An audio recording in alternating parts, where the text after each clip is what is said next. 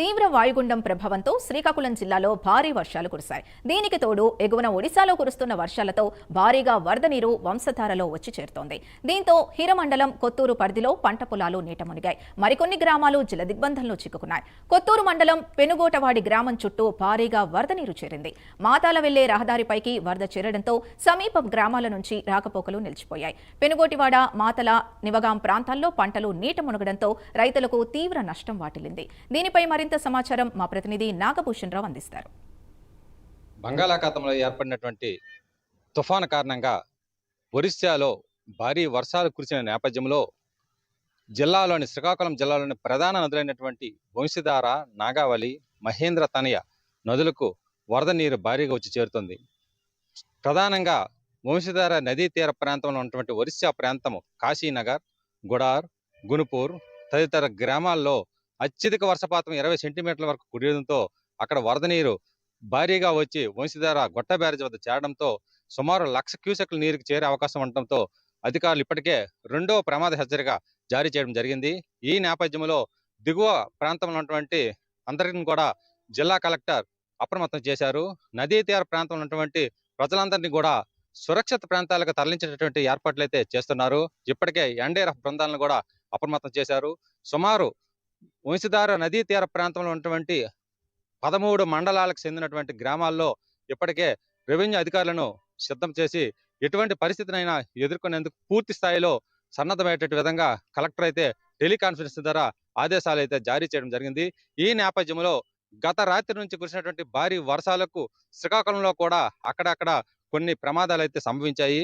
మందస మండలంలో 2 వృద్ధ దంపతులు గోడకూలి మరణించేటటువంటి సంఘటన అయితే జరిగింది. అలాగే కొత్తూరు, బామిని ప్రాంతాల్లో రోడ్డు రహదారులు కొట్టుకుపోవడంతో ప్రధానంగా రవాణా వ్యవస్థ అయితే కొద్దిగా దెబ్బతింది.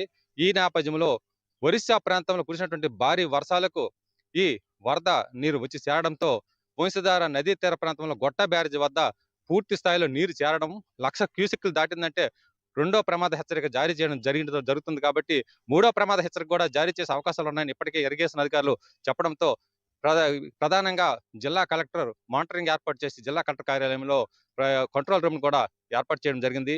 ఈ నేపథ్యంలో ప్రస్తుతం గంటకు నీటి ప్రవాహం గొట్ట బ్యారేజ్ వద్ద పెరుగుతుండడంతో సుమారు 50 గ్రామాలు ప్రజలను సురక్షిత ప్రాంతాలకు తరలించేటటువంటి ఏర్పాటు అయితే చేశారు. ఇంకా ముందు మరింత ఉధృతమైనటువంటి పరిస్థితుల్లో వరద నీరు చేరితే మాత్రం కొద్దిగా ప్రమాద స్థాయి జరిగేట అవకాశాలు ఉంటాయి. కాబట్టి ప్రాణ నష్టం ప్రధానంగా జరగకుండా అన్ని ఏర్పాట్లు చేయడం జరిగింది. ఇప్పటికే విద్యా సంస్థలు పూర్తిగా సెలవులు ప్రకటించారు. ఎందుకంటే వంశధార నదీ తీర ప్రాంతంలో ఉన్నటువంటి జలుమూరు మండలం, ఎల్లంపేట మండలం, హిరమండలం, శ్రీకాకుళం, అలాగే పాతపట్నం ప్రాంతంలో ఉన్నటువంటి పాఠశాలన్నిటికి కూడా కలెక్టర్ ఆదేశాలతో జిల్లా విద్యాశాఖ అధికారి సెలవులు అయితే ప్రకటించడం జరిగింది. ఎప్పుడు ఏ పరిస్థితి నెలకొంటుంది అన్నటువంటి విధంగా జిల్లా అధికారులు అయితే 24 గంటలు జిల్లాల్లో గ్రామాల్లో మానిటరింగ్ చేస్తూ ప్రజలను అప్రమత్తం చేస్తూ సురక్షిత ప్రాంతం తరలించేందుకు వాహనాలను కూడా సిద్ధం చేశారు. ఎన్డీఆర్ బృందాలను కూడా దించడం జరిగింది.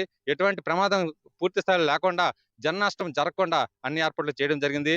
ఇప్పుడు మనం ప్రధానంగా వంశధార నది కాకుండా నాగావళి నదీ తీరంలో కూడా ఉన్నాం.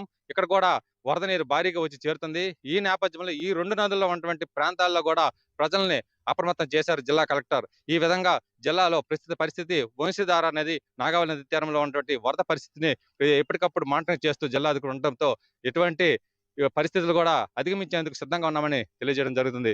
ఈ విధంగా ఇప్పుడు ప్రధానంగా జిల్లాలో ఉన్నటువంటి వరద పరిస్థితి మనకి తెలుస్తోంది. వీడియో జర్నలిస్ట్ శ్రీతో నాగభూషణ్, ప్రైమ్ న్యూస్, శ్రీకాకుళం, నాగావళి నది తీరం.